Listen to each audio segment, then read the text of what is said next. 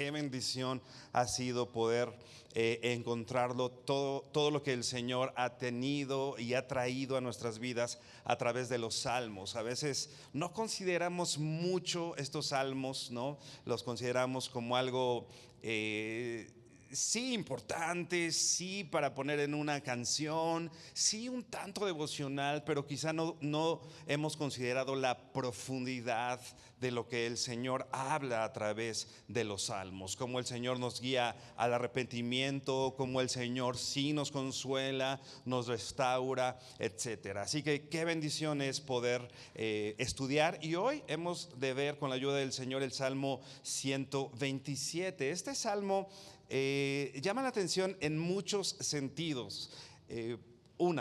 Empieza diciendo, es un cántico, un canto gradual, que vamos a ver más adelante un poco a qué se refiere ese término, aunque ya se ha comentado por acá, pero dice que es un salmo. Algunas versiones dicen que es un salmo para Salomón, ¿no? Podría pensarse, ¿no?, que David, ¿no?, si es un salmo para Salomón, David pudo haberlo escrito, y entonces por eso esa dedicatoria, ¿no? Un salmo de David para su hijo.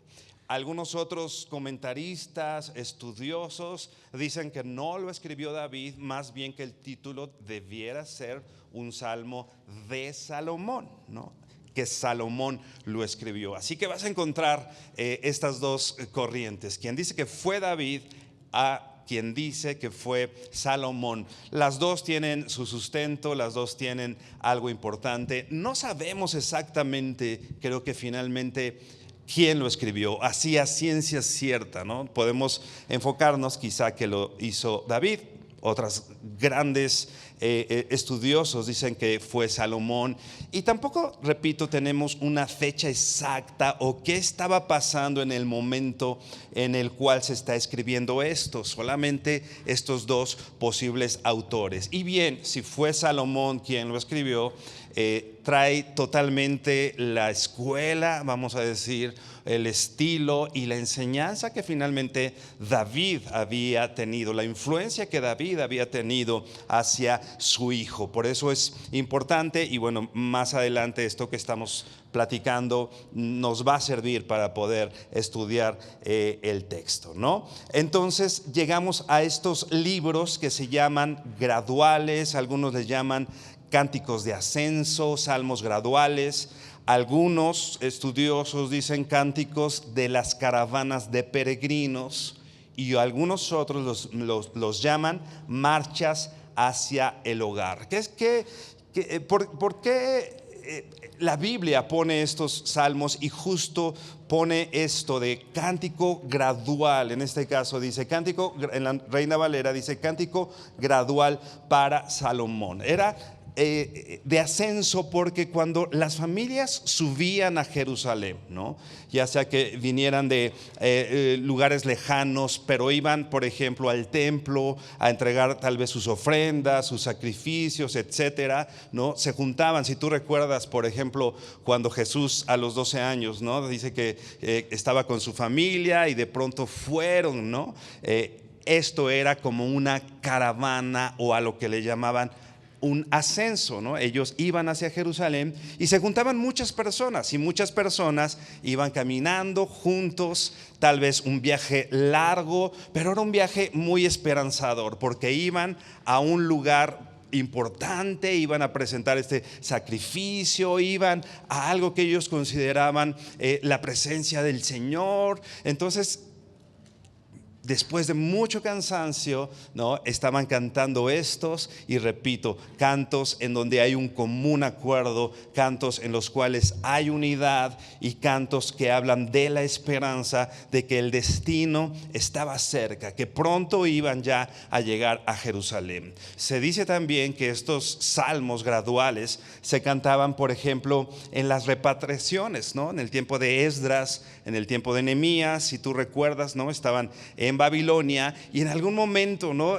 son liberados son liberados todo el pueblo, pero la mayoría decide quedarse en Babilonia y solo algunos regresan a Jerusalén, ¿no? Y en ese camino, en ese ascenso a Jerusalén, es que cantan estos cantos graduales, ¿no? Imagínate, quizá en medio del desierto, quizá con cansancio, quizá con dolor, un viaje largo, pero como ya decíamos, ¿no? Con la esperanza, o incluso quizá ya viendo el destino. Estoy cerca de Jerusalén, en este caso de estos hombres y mujeres que venían del exilio, ¿no? Ya venimos a reconstruir el templo, ya venimos a reconstruir las murallas, ¿no? Algo emocionante, algo, repito, con esperanza de que estaban cerca de esta ciudad de Jerusalén, ¿no? Así como nosotros hoy, ¿no?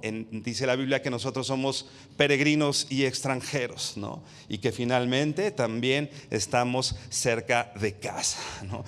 Hemos de llegar a esa nueva Jerusalén. Entonces estamos en una condición similar, ¿no? Como peregrinos, como extranjeros, yendo hacia el lugar prometido. Y con eso en mente, es importante que tengas esto en mente cuando estás leyendo este salmo. Vamos a leerlo, Salmo 127, verso 1. Vamos a leer hasta el verso 5, que es todo el salmo, y después haremos algunas consideraciones. Dice así: si Jehová no edificare la casa, en vano trabajan los que la edifican. Si Jehová no guardare la ciudad, en vano vela la guardia. Por demás es que os levantéis de madrugada y vayáis tarde a reposar, y que comáis pan de dolores, pues que a su amado dará Dios el sueño. He aquí, herencia de Jehová son los hijos, cosa de estima el fruto del vientre. Como saetas en mano del valiente, así son los hijos sabidos en la juventud. Bienaventurado el hombre que llenó su aljaba de ellos, no será avergonzado cuando hablare con los enemigos en la puerta. Inclina tu rostro y vamos a orar. Señor bendito, gracias por tu palabra y gracias por el Salmo 127, Señor, que nos llama a considerarte en todos nuestros caminos, Señor, a tener bien claro que la obra, Señor, en casa, en la iglesia, en el trabajo, cualquier obra, Señor, que emprenda el hombre es vana, es vacía, si no estás tú en medio de esto, Señor. Te pedimos, Señor, que hables a nuestro corazón en este sentido, Señor, y que tengamos bien claro que si tú no edificas, Señor, en vano es todo nuestro trabajo, que si tú no velas, en vano es lo que nosotros hagamos. Te damos gracias y bendecimos en el nombre de Jesús. Amén y amén. Este salmo es muy particular en el sentido de que toca estos asuntos muy cotidianos, ¿no? Muy cotidianos de las personas en eso, en su vida cotidiana, en lo que hacían todos los días, en sus dinámicas diarias en la familia, en las ciudades, etcétera, ¿no? Pone en manifiesta nuestra esperanza, o la esperanza que nosotros debemos tener en el Señor, pero también en estos aspectos, repito, cotidianos, en lo de todos los días. A veces nosotros pretendemos, o cuando tenemos una decisión muy importante o un problema muy grande, es cuando decidimos traerlo delante del Señor y orar y empezar a poner manos a la obra, ¿no? Pero este salmo habla que no debemos esperar hasta ese punto, sino el Señor y la influencia del Señor, y lo que hace el Señor en nuestras vidas es todos los días, aún en esas decisiones cotidianas, aún en esos momentos en los que piensas que no son tan importantes, es importante que consideremos lo que el Señor tiene para nosotros. Es importante ver, al menos en este primer verso, cómo se menciona y cómo se repite esta palabra o esta frase: en vano. En vano trabajan, en vano vela la guardia, ¿no? Debemos tener bien claro cuando nosotros leemos este salmo, y debemos tenerlo bien claro en nuestras vidas: cualquier esfuerzo humano sin el Señor es en vano. ¿no? No tiene ningún sentido, como vamos a ver más adelante. Pero empieza diciendo: si Jehová no edificare la casa, en vano trabajan los que la edifican, ¿no? Te mencionaba hace ratito que podría haber sido escrito por David hacia Salomón, ¿no? Salmo para Salomón, ¿no? Canto gradual para Salomón. Y en ese contexto podemos pensar, esto es una deducción que hacen algunas personas, que se puede estar pensando en David cuando te acuerdas que él quería y había preparado su corazón para construir la casa de Dios, ¿no? Este templo donde pudieran adorar al Señor. Pero de pronto le dice el Señor que no, que había derramado mucha, que había sangre en sus manos, y entonces él no era el indicado para construir esta casa. Y entonces le dice: tu hijo es el que va a construir esta casa. Pensando en eso, podemos pensar que Salomón estaba a punto de construir este trabajo, ¿no?, del templo, ¿no? Y entonces David está escribiendo esto a su hijo en ese contexto, ¿no? Por eso dice: si Jehová no edificare la casa, le está diciendo, podemos pensar, esto es una deducción, podemos pensar que David le da un consejo.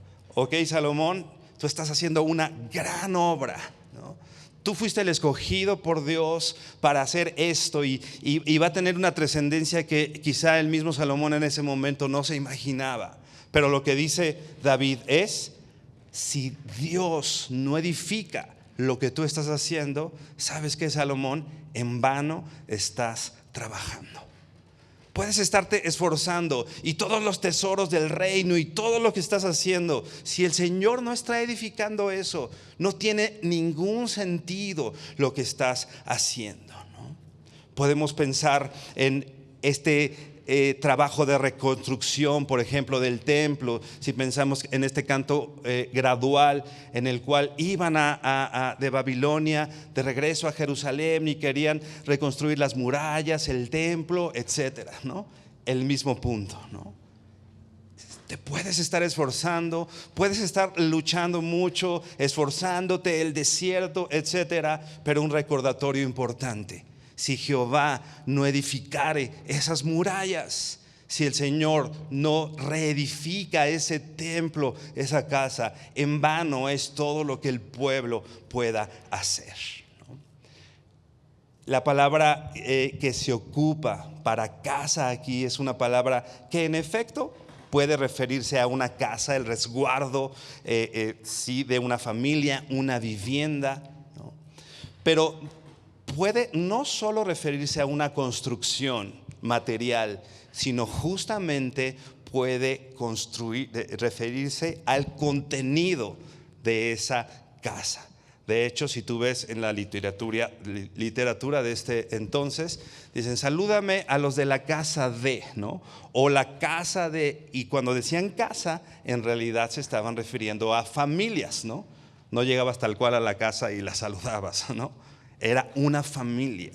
Esta palabra se usaba muy en especial para hablar de familias. Y de hecho, de esta palabra hebrea se deriva la palabra en hebreo hijo, hija, ¿no? Todo esto tiene que ver, ¿no?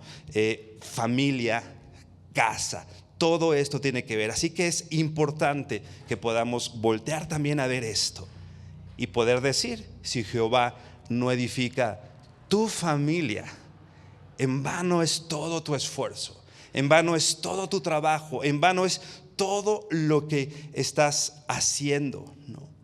Cuando consideramos a Dios en la construcción de nuestro hogar, de nuestras familias, de la educación de nuestros hijos, etcétera. Yo te decía que este salmo habla de la vida cotidiana, de esos asuntos que a veces creemos no importantes, pero en los cuales Dios tiene que estar involucrado, ¿no?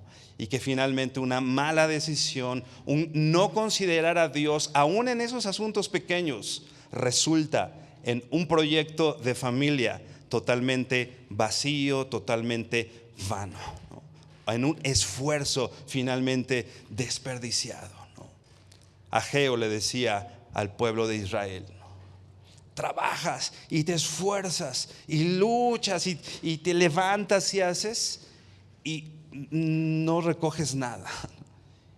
Y te esfuerzas y siembras mucho y recoges poco. ¿Cuál es la enseñanza de esto? Que si Jehová no está en medio, que si Jehová no está en el centro, en vano es la lucha por tus hijos, la lucha por tu esposo, la lucha, el esfuerzo por hacer una familia fortalecida, ¿no? Por más que te esfuerces, no lograrás nada. En algunas versiones, la palabra o esta frase que dice si Dios no, en algunas versiones la traducen así: a menos que, ¿no? A menos que Dios edifique tu casa, ¿no? A menos que, ¿no? Me recuerda un poco matemáticas, o en qué materia se veía, sí y solo sí, ¿no? Esto va a pasar solamente si hay una condición, si se dan estas condiciones, ¿no? Una familia próspera, bendecida, ¿no? Solamente puede ser, solamente puede estar cuando el Señor está ahí, a menos que. Aquí no está diciendo que no te esfuerces por tu familia, o que no trabajes, ¿no? O que no veles, o que no resguardes, o que no veas. No está diciendo que no lo hagas, ¿no? Tenemos que trabajar. Esfuérzate por tus hijos, esfuérzate por tu esposo. No tenemos que dejar de hacer estas cosas, ¿no?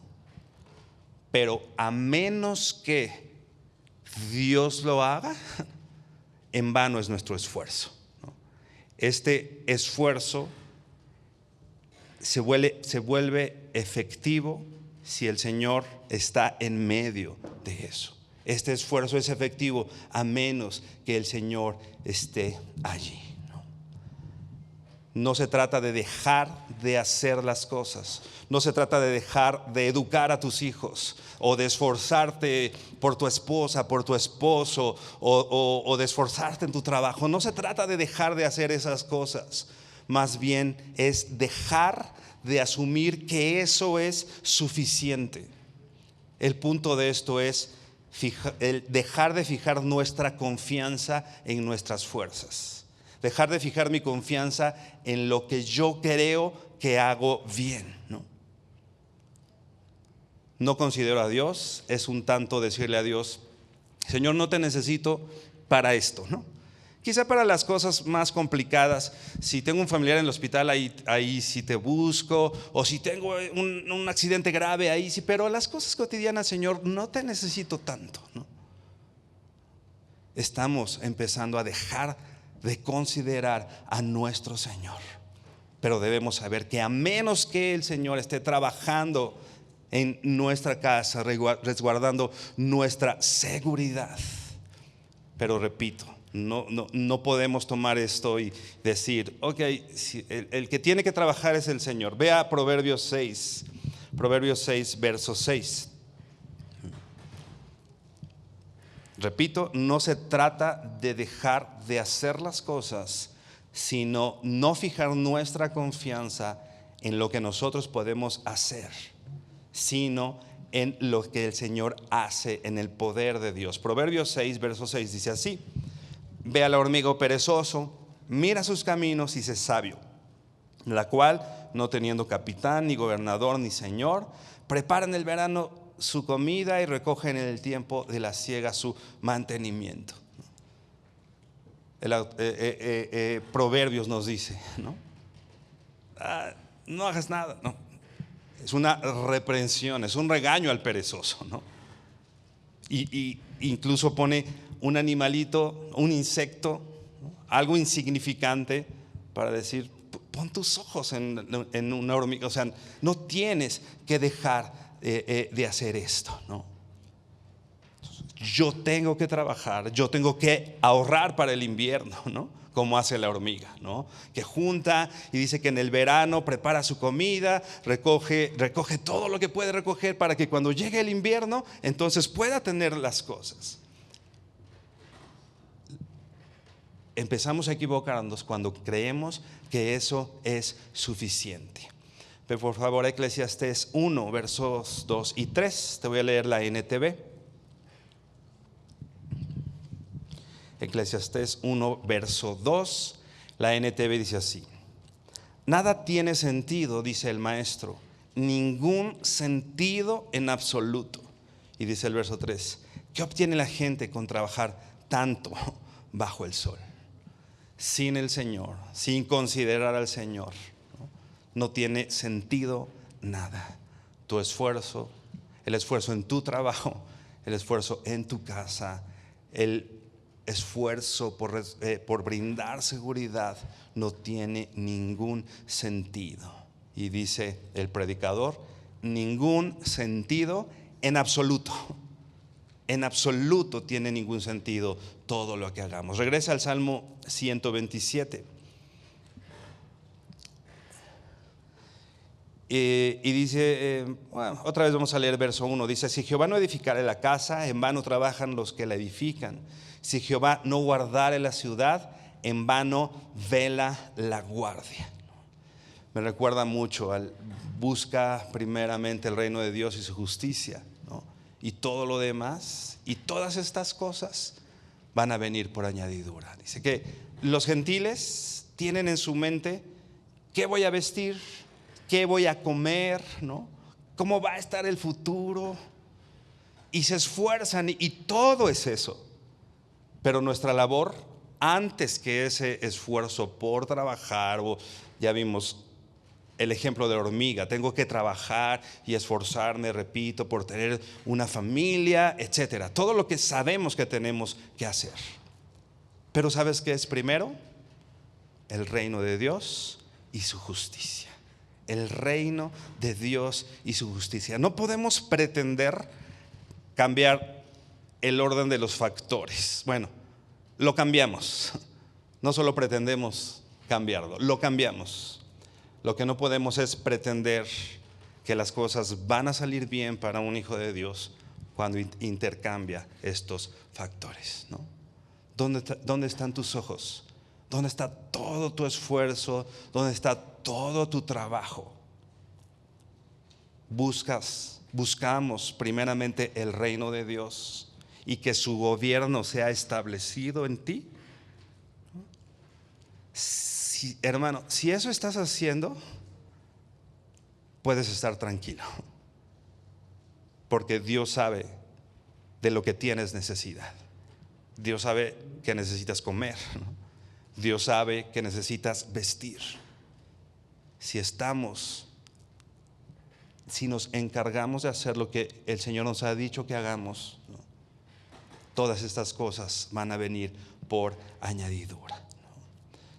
Salmo 127, verso 2 dice: por demás es que os levantéis de madrugada y vayáis tarde a reposar, y que comáis pan de dolores, pues que a su amado dará Dios el sueño, ¿no? No está, repito, exaltando al perezoso, ¿no? Lo que está diciendo es que ningún proyecto humano, ya sea familiar, de iglesia, nacional, ¿no?, ahora que iniciamos con un nuevo gobierno, ¿no?, nada va a prosperar sin la bendición del Señor. Puedes levantarte bien temprano en la mañana y puedes irte a acostar bien tarde, ¿no?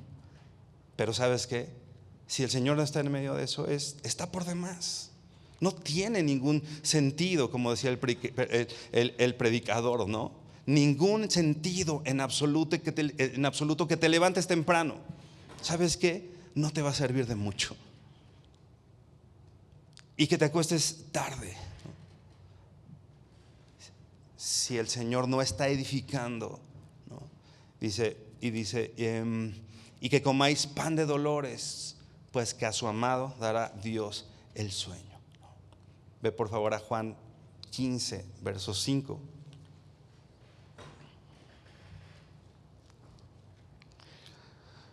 Nuestra labor es primeramente permanecer en Él. Ya vimos, buscar el reino de Dios y su justicia, permanecer en nuestro Señor. Dice Juan 15, verso 5: yo soy la vid, vosotros los pámpanos.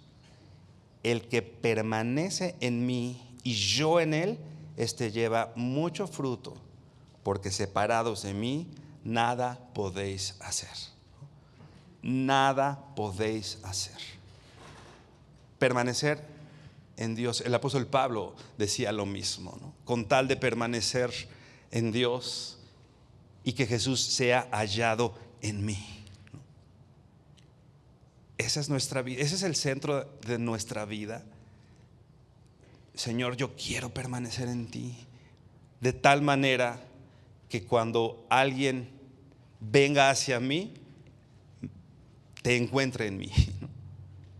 Que Dios permanezca en mí, permanecer en el Señor. Esa es nuestra labor. Y sigue diciendo el Salmo, ¿no? Salmo 127, verso 2, dice: y que comáis pan de dolores. Pan de dolores. Esta palabra dolores, bueno, antes déjame leerte la NBI de este verso. Discúlpame. Ve por favor a Proverbios 10, 22. Más adelante leemos la NBI. Proverbios 10, 22 en la NBI dice así, hablando de esto: y que comáis pan de dolores, ¿no? Dice Proverbios 10, 22 en la NBI: la bendición del Señor trae riqueza, que no vienen acompañadas de tristeza. La bendición del Señor trae riquezas que no vienen acompañadas de tristezas. Hay pan de dolores. Esta palabra dolor es, creo que te puede llamar mucho la atención. ¿Qué quiere dolor? ¿Qué quiere decir dolor particularmente aquí? Pues bueno, dolor tal cual como lo conocemos, esfuerzo, dificultades, ¿no? Ese pan, y digo, finalmente es algo que desde Adán, ¿no? Cuando iban a trabajar, ¿no? Espinas y cardos iba a producir la tierra, e iban a comer con el sudor de su frente, con esfuerzo, con trabajo. Eso es algo relacionado al trabajo a partir de ese momento, ¿no? Pero me llama mucho la atención que esa palabra dolores, que se traduce dolores, o en otras versiones se traduce pan de fatigas o pan de cansancio, ¿no? Esta palabra está muy relacionada, o no solo relacionada, tiene una acepción que quiere decir idolatría.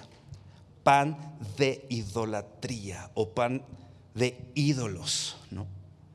Y yo pensaba y meditaba, pan de ídolos, ¿no? ¿Te das cuenta? Alguien que se está levantando bien temprano, ¿no? No dice que orar, ¿no? Se sale bien temprano y va a trabajar. Y se duerme, tampoco orando necesariamente. Está mal levantarse temprano para trabajar. No estoy diciendo eso, por favor. Levántate a la hora que te tengas que levantar para ir a trabajar, ¿no? Pero sin considerar a Dios, sino cuando, por ejemplo, el trabajo es nuestro ídolo, ¿no? O lo que el trabajo provee, ¿no? El dinero es mi ídolo. En vano sea que comas pan que proviene de tu idolatría, de nuestra idolatría del dinero, del trabajo, no de Dios, ¿no? Acuérdate, este concepto de idolatría es algo que se opone o que toma el lugar de Dios, ¿no? Que toma el lugar de Dios en tu vida. ¿Qué tiene el lugar de Dios en tu vida? Pueden ser muchas cosas, pero quizá para algunas personas puede ser el trabajo, ¿no? Y entonces el pan que están comiendo es el resultado de su idolatría, de ese ídolo que tienen, ¿no? Porque la bendición del Señor trae riquezas y no vienen acompañadas de tristezas. Si ese pan que estás comiendo fuera bendición del Señor, no añadiría tristeza a tu vida. ¿Te das cuenta? Lo dice Proverbios 10:22. Trae riqueza que no vienen acompañadas de tristeza. Y dice más adelante el Salmo, el verso 2, ¿no? Y que comáis pan de dolores, pues que a su amado dará Dios el sueño. Me recuerda Salmo 119 cuando dice: en paz me acostaré y asimismo dormiré, porque solo tú, Señor, me haces vivir confiado, ¿no? ¿Cuántos tenemos? Yo cuando pensaba en este texto y dice: a su amado dará Dios el sueño, y luego mis problemas de insomnio, así como que: Señor, no me amas tanto, ¿qué pasa? Y bueno, finalmente sí es lo que está diciendo de alguna manera el Salmo, ¿no? Está diciendo este trabajo, este esfuerzo por proveer para tu casa no te tiene que quitar el sueño, ¿no? ¿Cuántas veces estamos, ¿no? El problema de hoy, no sé si conozcas a alguna persona, estoy seguro que a más de 20 que hoy tienen ansiedad, ¿no? Que literalmente es mente dividida, ¿no? Pan de dolores, ¿no? Un esfuerzo, trabajo, que no me dejan dormir, ¿no? Que me tienen pensando en esto, preocupado por aquella cosa, por esta situación, y cuál en paz me acostaré y así mismo dormiré, ¿no? Ahora sí, la NBI en el del Salmo 127, verso 2, dice así: en vano madrugan ustedes y se acuestan muy tarde para comer pan de fatigas. Y luego dice aquí algo que me llama mucho la atención en esta versión. Dice: porque Dios le da a sus amados, porque Dios lo da a sus amados mientras duermen, dice esta versión. Y tiene mucho sentido. Otra vez, te voy a leer todo el verso en la NBI. En vano madrugan ustedes y se acuestan muy tarde para comer un pan de fatigas, porque Dios lo da a sus amados mientras duermen. ¿Sabes quién te da el pan que te comes todos los días y la sopita de fideo y la concha con leche de la noche? Dios. Dios te la da, no te la da tu esfuerzo. Y ese es un engaño. A veces creemos, ¿no? Y mi trabajo me costó y todo mi esfuerzo y el sudor de ¿cuál? Nos los da Dios. Y dice aquí: porque Dios lo da a sus amados mientras duermen. O sea, Dios da esa provisión. Esta frase me da me lleva totalmente a pensar en la gracia del Señor, ¿no? En la cual yo no me esfuerzo, en la cual yo no he hecho nada para obtener algo de Dios, y eso es gracia. ¿Sabes qué? Mi provisión no viene de mi esfuerzo. Ya vi, me tengo que esforzar, eso ya quedó bien claro, ¿no? No se trata de dejar de trabajar y dejar de hacer, sino pensar que mi trabajo y mi esfuerzo son los que traen la provisión o la bendición a casa, porque no es así. Quien trae esa provisión es el Señor. Porque incluso, aunque yo esté dormido, ¿no? Y si soy el amado del Señor, Él me va a proveer del pan, aún sin hacer nada. Ya sabes a qué me refiero. Es por gracia. Yo trabajo y me esfuerzo, pero es un esfuerzo en el Señor, y el resultado va de acuerdo a la soberanía de Dios. Yo me esfuerzo y me esfuerzo en mi trabajo y considero, pero ¿quién está edificando y quién está haciendo? Finalmente es Dios. Entonces, si yo trabajo y me estoy esforzando y busco primeramente el reino de Dios y su justicia, finalmente lo que está pasando es Dios dar provisión. Y si un día esa provisión quizá no fue como la esperaba y fue menos, es lo que Dios consideró que era necesario en ese momento para nosotros. Y si de pronto hay mucho, ¿no? No es por tu esfuerzo o tu trabajo, es porque Dios así lo ha decidido. El resultado es en la soberanía del Señor. Cuido mi salud como bien hago ejercicio, ¿no? Me cuido. Pero mi salud no depende de mí, de mi ejercicio, de que yo como pura lechuga. Mi salud depende de Dios. Yo tengo que hacer lo que tengo que hacer. Yo tengo que trabajar. Y la provisión viene de Dios. Yo tengo que cuidar lo que como y moverme y hacer algo de ejercicio. Y la salud es provista por Dios. Yo cuido y velo y guío a mis hijos, pero el resultado viene de Dios. Sigue diciendo ahora, verso 3, Salmo 127, 3.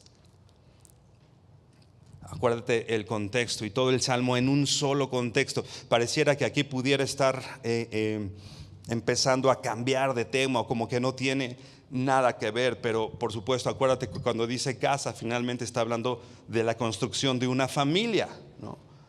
Y entonces aparece oportunamente el verso 3 que dice así: he aquí, herencia de Jehová son los hijos, cosa de estima el fruto del vientre.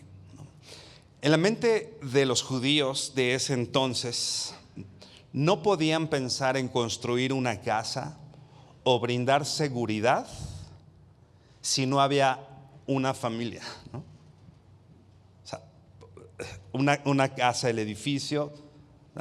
En la cultura de hoy no. Hoy la gente trabaja por casas, ¿no? Por propiedades, por tener bienes, ¿no? En ese entonces era un tanto diferente, ¿no? Yo tengo una casa porque tengo una familia, ¿no? Lo importante no es la casa, lo importante es lo que hay dentro, ¿no? Los muros de Jerusalén eran importantes por lo que resguardaban, ¿no? No porque un muro sea importante y valioso, ¿no? Hay que trabajar por esa seguridad, pero lo importante no es el muro, lo importante es lo que está dentro, ¿no? Herencia de Jehová son los hijos, ¿no? ¿Para qué estar cuidando una casa? ¿Para qué ser vigilantes? ¿Para qué traer provisiones? ¿Forzarme en el trabajo? ¿No?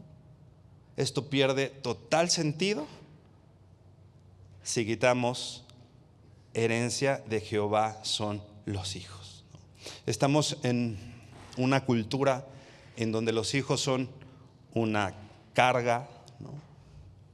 En una cultura en la cual los hijos son el resultado de una mala decisión, ¿no?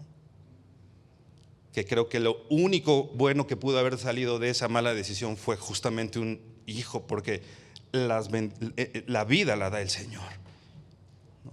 Y pudo ser peor, ¿no? Y finalmente, si hay un bebé, es algo. Es la provisión del Señor. Dice aquí, herencia de Jehová. Hoy los niños estorban, ¿no? Hoy matan a los niños porque va a impedir mi realización, ¿no? Porque va a impedir mis planes a futuro, porque esto es contracultural, ¿no? Es la bendición del Señor, ¿no? Son un hijo, es la muestra del bien del Señor. Cosa de estima, dice aquí el fruto del vientre. Y dice el verso 4: como saetas en mano del valiente, así son los hijos habidos en la juventud. Como saetas, como flechas en mano del valiente. Más adelante dice que bienaventurado aquel que llenó su aljaba de ellos, ¿no? Esta cuestión de no tener hijos y de mejor no, y la familia pequeña vive mejor.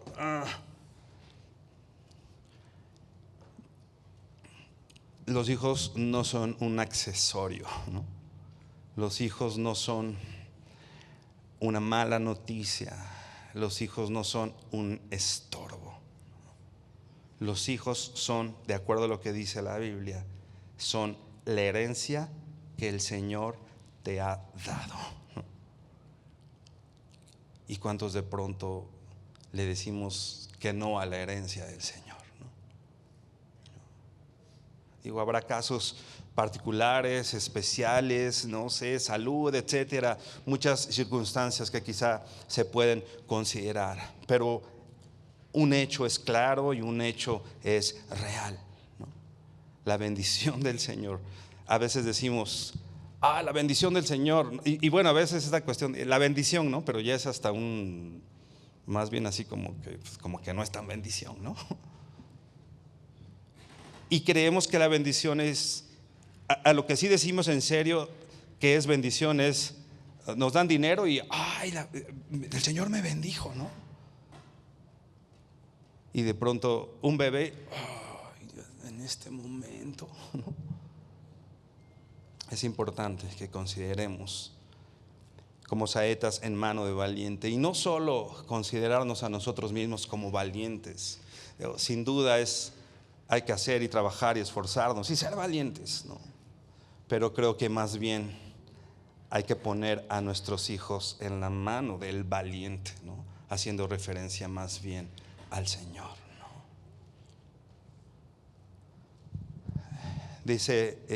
Decía Spurgeon, te voy a leer algo que Spurgeon escribió. Dice: recuerdo un gran hombre que entró en mi casa y vio a todos mis hijos de pie en el orden de su edad. No sé cuántos hijos tenía Spurgeon, ¿no? Pero pues si los acomodaba de acuerdo a su edad, pues seguro sí tenía varios, ¿no? Y le dicen, ¿no? Y vio a todos mis hijos de pie en el orden de su edad y estatura. Dijo: estos son los que hacen pobres a los ricos. Viendo a sus hijos, estos son los que hacen pobres a los ricos. Pero recibió directamente esta respuesta.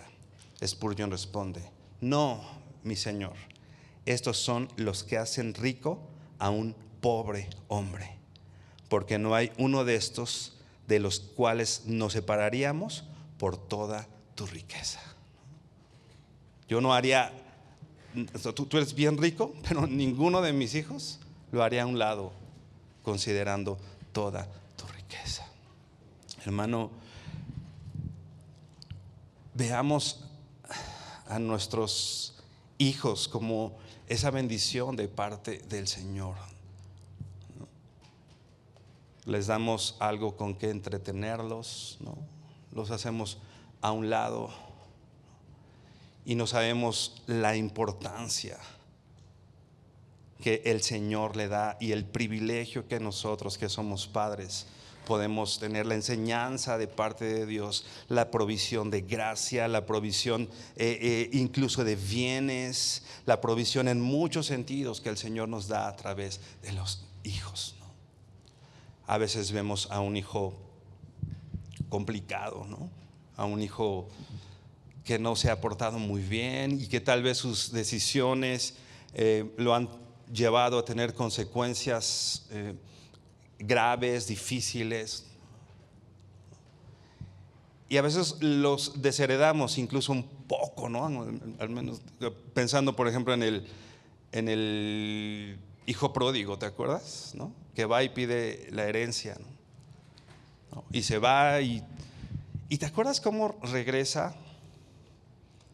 El padre está afuera esperándolo con los brazos abiertos, como el Señor nos ha recibido a ti y a mí. O sea, no a chanclazos, pues. No estoy hablando que no disciplina, la disciplina es amor, y parte del amor que tú ofreces a tus hijos es a través de la disciplina, ¿no? Por supuesto, no estoy diciendo esto, disciplina, habla. Hay quien dice que el hijo pródigo seguramente se pudo haber ido porque en casa, ¿no? Esta cuestión de irse y llevarse los bienes para reventarse no es algo que quería hacer en su casa, lo leí en algún lado, y entonces al papá limitarlo, ¿no? Entonces decide mejor irse a otro lado, no sé.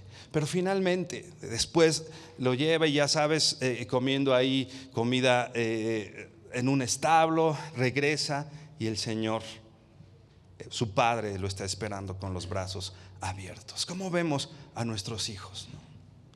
Digo, nuestros hijos muchas veces no se van porque no tenemos una herencia, ¿no? Y están más cómodos en casa, ¿no? O sea, no tienen mucho que llevarse, entonces pues mejor me quedo en casa porque pues no tienen mucho ahí como para reventarse, ¿no? Pero incluso en casa les damos la espalda, ¿no? Incluso en casa no les proveemos disciplina, no proveemos lo que el Señor incluso nos ha dado a nosotros. La gracia que nosotros hemos recibido del Señor muchas veces la repartimos a un montón de personas, menos a nuestros hijos, ¿no? Como saetas en manos de valiente. ¿Qué están? Yo te decía hace un momento que trabajamos y nos esforzamos por nuestros hijos, y finalmente lo que vaya a ser de ellos o lo que pase con ellos no está en nuestras manos, es obra de Dios. En el sentido de que tú no puedes sentirte culpable, ¿no? Por que tu hijo tomó una decisión de irse, alejarse del Señor, pero tú proviste en casa conocimiento de Dios y diste lo que tenías que dar, pues fue su decisión. Y no podemos cargar y tener esa carga en nuestros hombros y pensar que esa fue nuestra responsabilidad. Finalmente es lo que el Señor haga, y roguemos que el Señor los traiga de regreso. Y hay que orar y orar y orar para que el Señor los traiga de regreso. Finalmente no lo sabemos, pero nosotros tenemos que hacer lo que tenemos que hacer como padres, ¿no? Y amarlos, ¿no? Amarlos, abrazarlos, disciplinarlos, ¿no? Porque por supuesto va a ser mucho más difícil que se enfrenten a lo crudo y duro que es este mundo si tú no pusiste al menos tantita disciplina en casa. No les estás haciendo un bien, en realidad les estás haciendo un mal mayor y muy grande.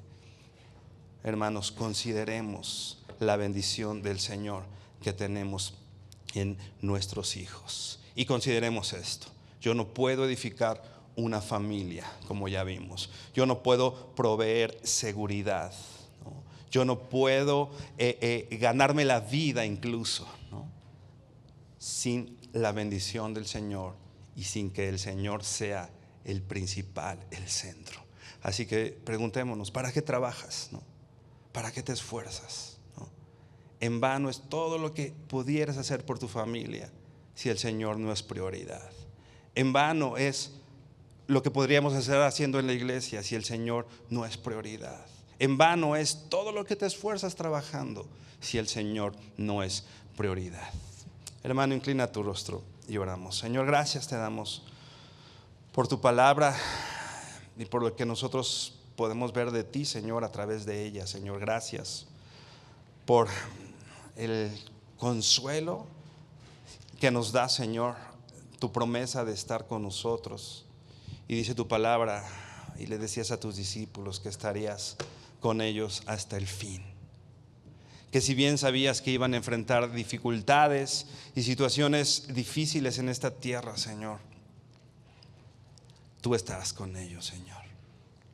Y nosotros hoy venimos delante de ti teniendo claro esto en nuestro corazón. No podemos hacer nada, Señor.